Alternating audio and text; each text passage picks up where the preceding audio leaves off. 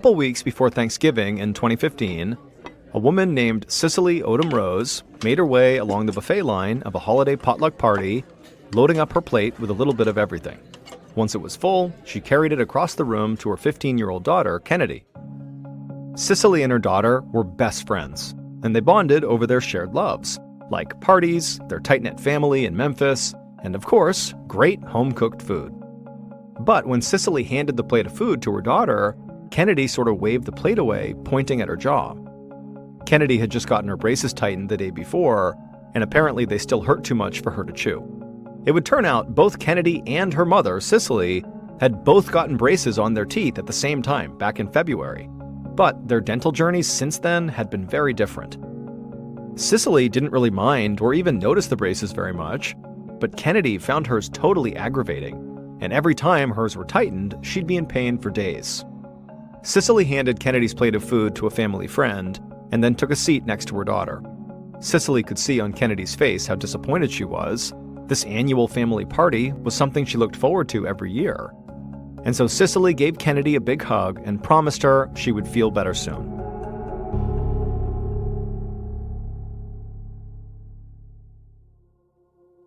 Early the next morning, Cicely awoke to Kennedy knocking on her bedroom door.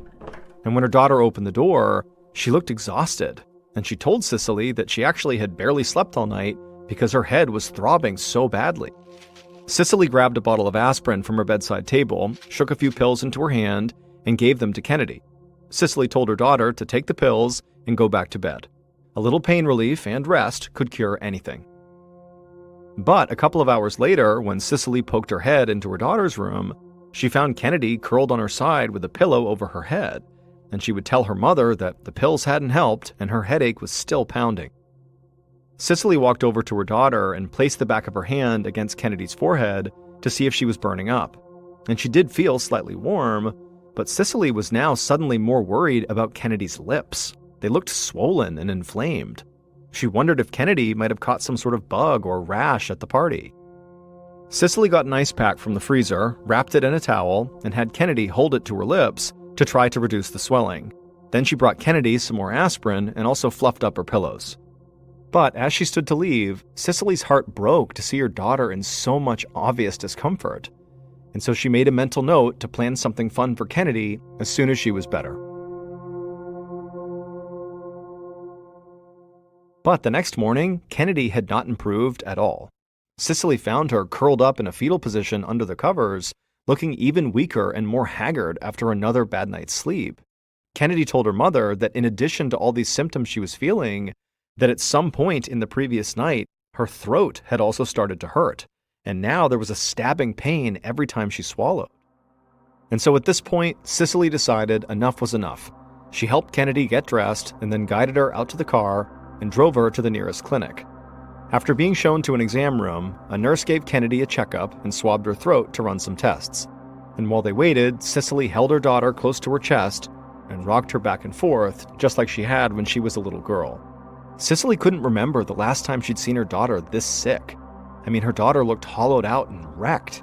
Cicely could tell that, whatever this was, it couldn't be normal. Finally, there was a knock at the door, and Kennedy's doctor came inside, and he told them he had good and bad news. The bad news was that Kennedy had caught a bacterial infection called strep throat, which is very painful. It's like the worst sore throat you can get. But the good news was that if Kennedy took a few days of antibiotics, she would bounce right back. And so the doctor scribbled out a prescription, handed it to Cicely, and then told Kennedy she would feel better soon.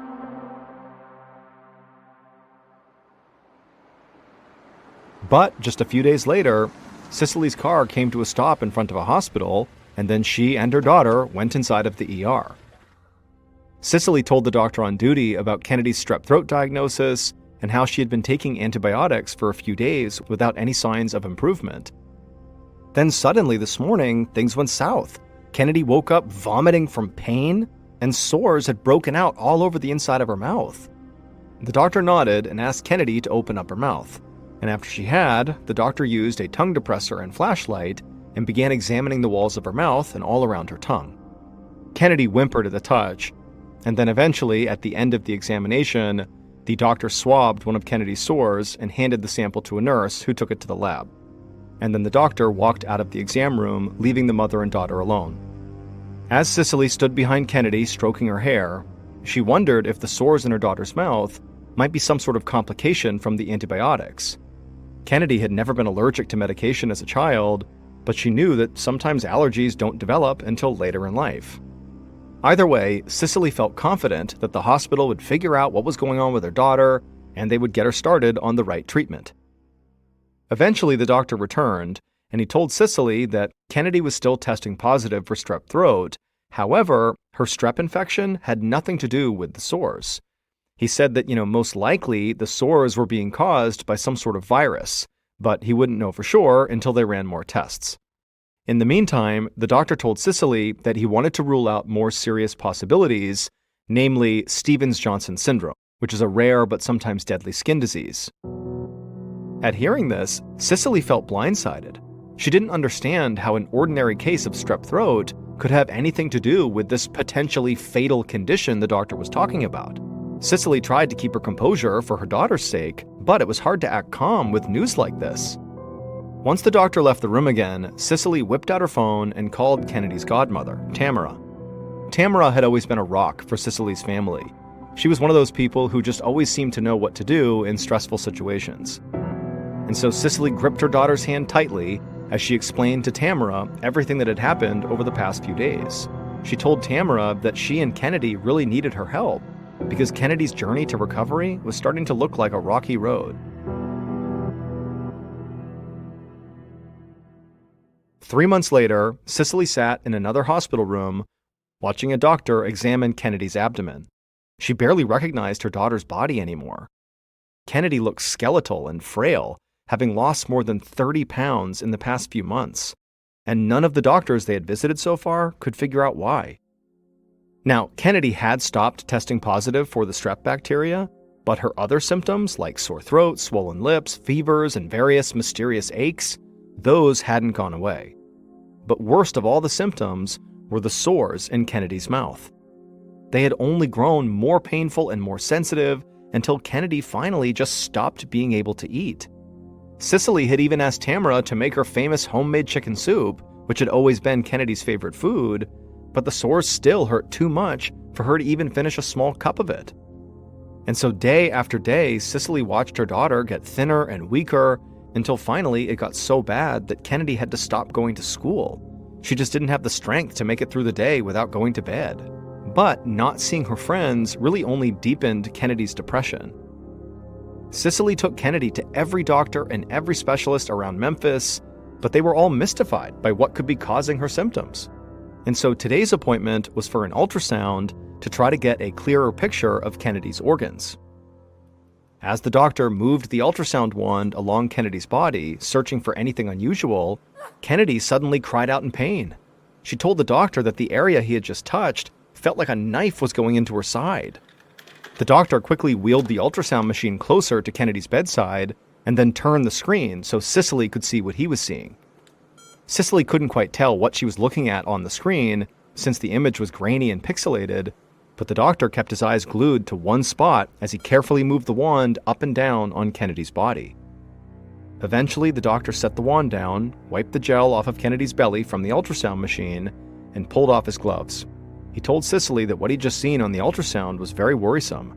Kennedy's spleen looked very enlarged. Since the spleen is what filters blood and fights off infections, when it's not functioning properly, then the whole body is extremely vulnerable. Not only that, but most causes of an enlarged spleen are serious, from infections to anemia, and even to certain cancers like leukemia, which affects the blood and bones. The doctor apologized for not having better news, but it looked likely that Kennedy was up against something pretty severe. Cicely didn't even know how to react.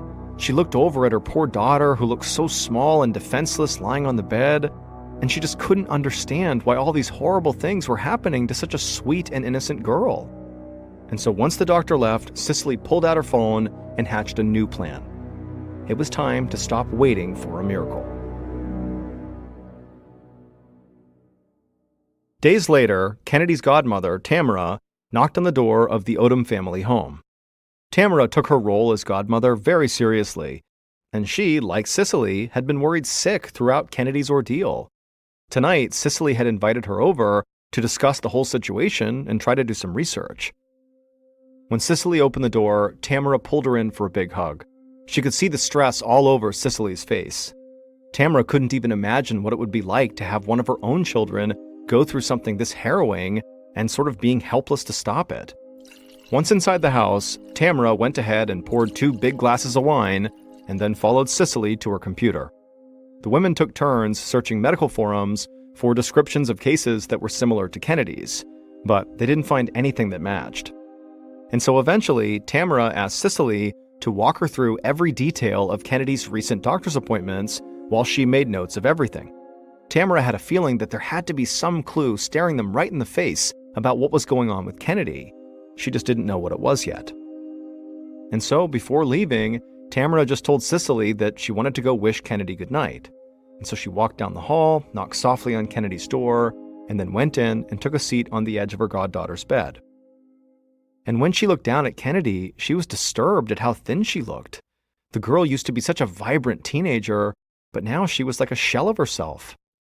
And then Tamara told Kennedy that as soon as her appetite came back, she would cook her a whole buffet of her favorite foods to try to put some meat back on her bones. Now, Tamara didn't say that to be a joke, but Kennedy sort of laughed and cracked a smile when she said it. But as Kennedy did, with her mouth wide open in full view of Tamara, suddenly a light bulb went off in Tamara's head. She didn't know how she would prove this, but she thought if she was right about her theory about Kennedy, it would explain everything. Tamara kissed Kennedy on the forehead and tucked her back in, and then slipped out the door to go share her new theory with Cicely. Now, Cicely was skeptical. To her, the idea was too obvious to be true. She found it impossible to believe that all of Kennedy's doctors would have overlooked something so simple. Tamara agreed with Cicely that it could be a long shot, but given all that Kennedy had gone through already, they owed it to her to follow every lead. And so Cicely nodded, thanked her friend, and told Tamara she'd do some more research. Weeks later, Cicely got a call from the hospital. They told her that a specialist had been assigned to Kennedy's case, a Dr. Mitchell Godat. When Dr. Godat had heard about Tamara's new theory that she had learned after looking at her goddaughter's mouth, it gave him an idea.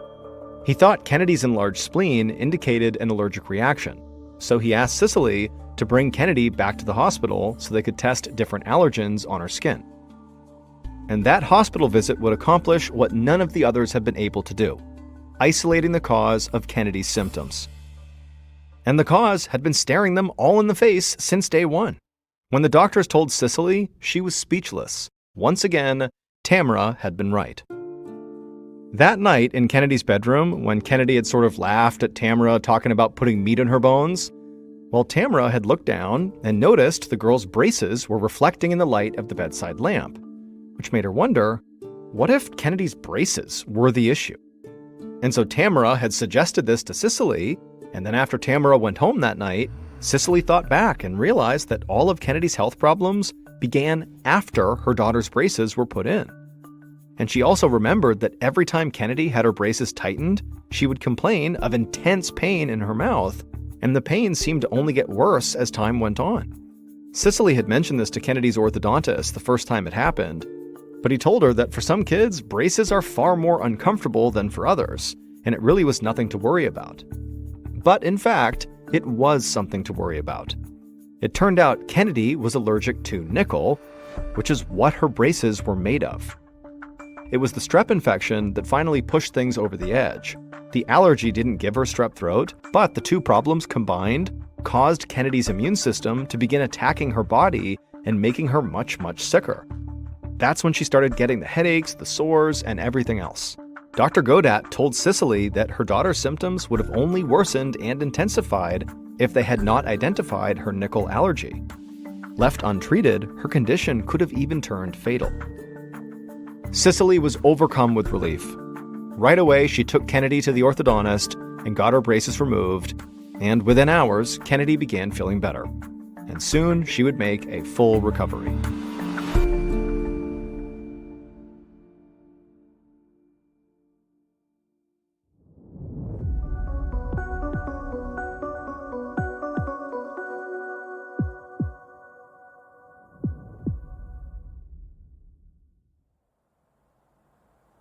One dusty summer afternoon in 2013, a man named John Lee sighed with relief as he pulled his Jeep into the driveway of his family's home in Australia.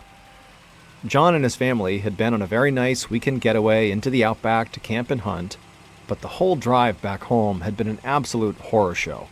His 8-year-old son Mason would not stop fidgeting and talking and fighting with his siblings, and so it made the already very long drive back home feel twice as long. The second John turned off the car, Mason flung the door open and sprinted off. John looked over at his wife, Patty, and they shared a look of absolute exhaustion. Mason had always been hyperactive, but lately his crazy energy had really ramped up. His siblings basically tolerated it, but sometimes even they seemed overwhelmed by Mason's frantic dash from one thing to the next.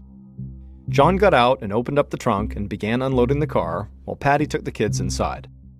Inside the garage, John stacked the family's tents and sleeping bags in big storage tubs, and then placed his shotgun and ammunition in a standing gun rack. Finally, he carefully packed the wild geese that he'd killed into an industrial-sized freezer. He would pluck and prepare them later for future family dinners. Once everything was packed away, John went inside the house, where his wife was in the kitchen putting away food. Patty asked him if Mason was with him, but John told her that he had assumed the boy was inside with her. Patty stopped unpacking and shot John a worried look. It was never a good sign when neither of them knew what Mason was up to. John left the kitchen to go find out what sort of hyperactive mischief his son had gotten into this time. And he could hear the destruction even before he saw it. He found Mason holding a hammer, completely destroying his playhouse. And so as John stood there, shocked, surveying the wreckage, he realized this couldn't wait any longer. Mason needed professional help. Later that week, John sat next to his son in the lobby of a pediatrician's office, waiting for Mason's appointment. And as they waited, Mason wouldn't stop ripping the leaves off of potted plants, and so John just handed him a magazine to tear apart instead. When the receptionist finally called for them, John and Mason followed a nurse down a hall and into an examination room. Once Mason's pediatrician, who was named Dr. Stephen Thomas, walked into the room, John explained that Mason had been acting strangely lately. The way he played had turned aggressive. He was now breaking his siblings' toys and riding his bike right through the neighbors' gardens. And so now John said, he and his wife were overwhelmed and they were worried that there might be something medically wrong with Mason. Dr. Thomas nodded and said he would order some blood tests. Then he asked Mason to sit on the examination table while a nurse came in and drew a few vials of his blood. And so while that was happening, the doctor asked John what Mason's daily life was like. What did he eat? What did he like to do? John told him the family ate a very balanced diet, including some wild game, and Mason lived a very active outdoor life, exploring the neighborhood, swimming, and playing with friends. And until recently, John said, his son had been a very normal boy. The doctor jotted down some notes and then told them to go get some lunch and come back in the afternoon when Mason's blood work would be ready. A couple hours later, John and Mason came back to the same examination room, and not long after, Dr. Thomas entered carrying printouts of Mason's results, and he told John he had some worrying news. He said Mason's blood contained dangerously elevated levels of lead. The doctor explained that lead poisoning can have very serious consequences, especially in children. High levels of lead in the blood can cause permanent mental disabilities. It can also lead to hyperactive behavior and the very kind of violent outbursts that Mason had been having. John was speechless. He couldn't imagine where or how Mason could be coming into that much contact with a toxic heavy metal. John immediately wondered if this meant his other children were also lead poisoned. Dr. Thomas asked John if their house was older, because if it was possible there was lead in the house paint. He also asked John if they maybe had some old toys or old heirlooms in the house, because those too could have lead in them. John racked his brain picturing his son's room, but all of his son's toys and furniture were all fairly new. And then also, John knew that paint used to contain high levels of lead, but their home had been built after the Australian government had cracked down on lead paint in the 1970s, and so John knew his house was safe. And so after telling the doctor this, the doctor just told John that it was extremely important that he find out where the lead was coming from and to take action to stop the exposure. And so John said he would talk it over with his wife and see what they could figure out. Early the next week, John returned home from running errands to find Patty inside of Mason's bedroom. And Mason was curled up in a ball in his bed, saying that there was a stabbing pain in his gut that wouldn't stop. Patty told John that she had given Mason tea and some fizzy water, thinking it might help settle his stomach, but neither had helped. John couldn't bear to hear his son whimper and moan like this. The boy seemed to be in far more pain than just a normal stomachache. So John just told Patty he was going to take Mason back to the doctor. Then he scooped Mason up in his arms, wrapped him in a blanket, and carried him out to the car. At the clinic, the receptionist waved John and Mason through to see Dr. Thomas immediately. John explained that his son had suddenly developed severe stomach pains, and so the doctor immediately sent Mason to get his stomach x-rayed. 20 minutes later, Dr. Thomas pulled up the x-rays on the computer inside of Mason's exam room. John stared at the black and white picture of his son's ribcage and his spine, and towards the bottom of the x-ray, in the middle of Mason's gut, was a scattering of small white circles. But John had no idea what they were. The doctor lowered his voice and told John he couldn't identify the quarter-inch wide objects in the x-ray either, but there were a lot of them. They were definitely metallic, and they were lodged in the lower right side of Mason's abdomen. He told John that at some point Mason must have swallowed these things, and then somehow they had gotten stuck in his intestines rather than just passing through. The doctor suspected that these objects were the things causing Mason's abdominal distress. Dr. Thomas walked over to Mason's bed and pulled up a stool and sat down, and then he asked Mason if he'd eaten anything strange recently, maybe on a dare from friends. John watched as his son opened his mouth like he was going to say something, but then Mason stopped. And then Mason just shook his head and told the doctor that nope, he couldn't think of anything like that. Dr. Thomas shrugged and gave Mason a gentle pat on the leg, and then he stood up and pulled John to the side of the room. He told John that the most important thing here was for these objects to be removed immediately. They could be responsible for the lead in his system, and the longer they stayed in Mason's body, the higher the risk that they would begin to poison Mason or cause a bowel obstruction. John was feeling totally overwhelmed, but he just asked the doctor, what are the next steps then? Dr. Thomas didn't hesitate. He said Mason would need a medical-grade enema to clean his digestive tract. This was guaranteed to flush out any foreign objects. Dr. Thomas had actually already referred Mason's case to another doctor, Dr. Joseph Maloof, who would supervise the procedure. Dr. Thomas promised John that it would be quick and not at all painful for Mason. He would just feel very full. John and Patty could even be there to hold their son's hand throughout the whole thing.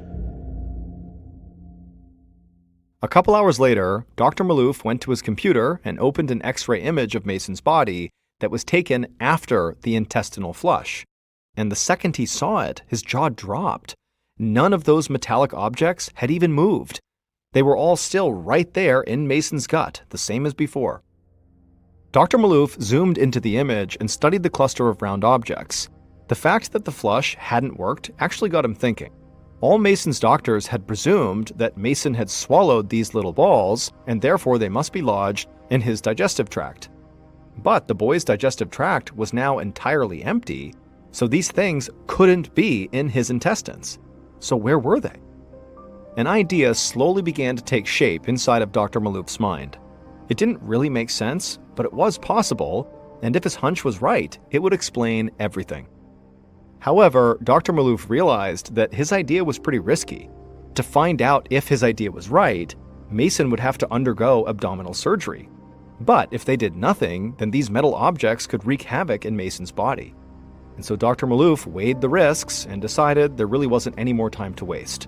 They would go forward with the surgery. It was the best and frankly only thing they could do.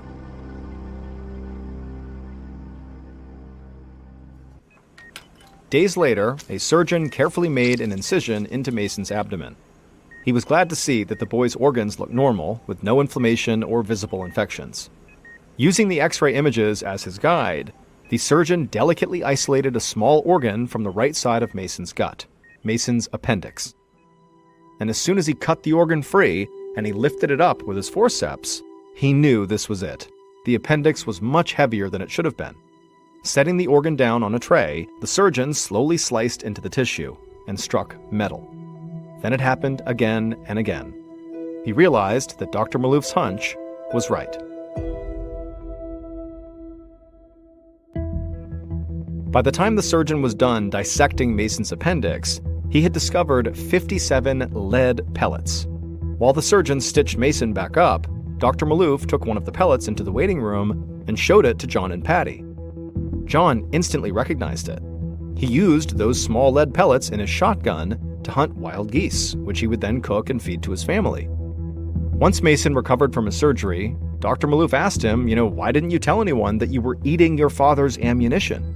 Mason was embarrassed, but he explained that he and his siblings played a game where they would race to see who could make the most pellets disappear the fastest.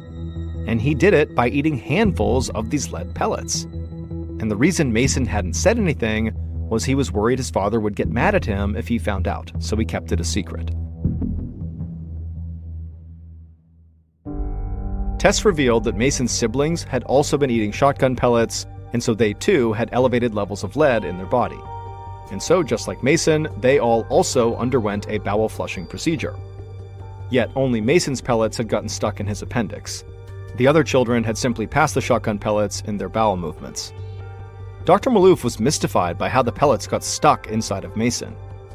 Occasionally, certain foods, like the seeds of small fruit, will bypass the intestines and get lodged in the appendix, but it's highly uncommon. For something the size of a lead pellet to end up there made no sense, and for it to happen 57 times really defied all logic. Dr. Maloof never did figure it out, but fortunately, Mason still made a full recovery, and gradually his lead levels decreased back to normal. But Dr. Maloof urged John to keep a closer eye on his ammunition, and to switch to pellets not made with the poisonous metal.